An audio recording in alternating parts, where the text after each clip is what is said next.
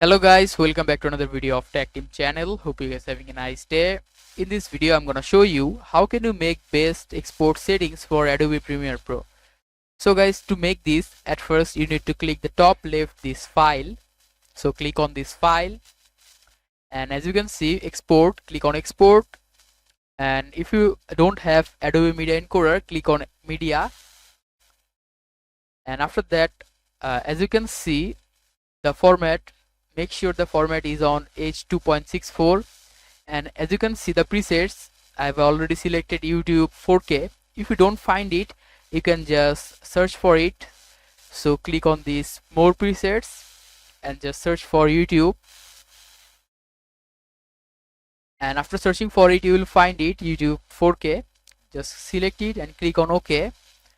The more high grade video will be more file sized, and after that just click on export. You can also click on send to media encoder to export it. So guys, that's how you can do it. Hope you find this video helpful. If you found this video helpful, then give a thumbs up and don't forget to subscribe to Tactim channel. Thank you so much for watching the video.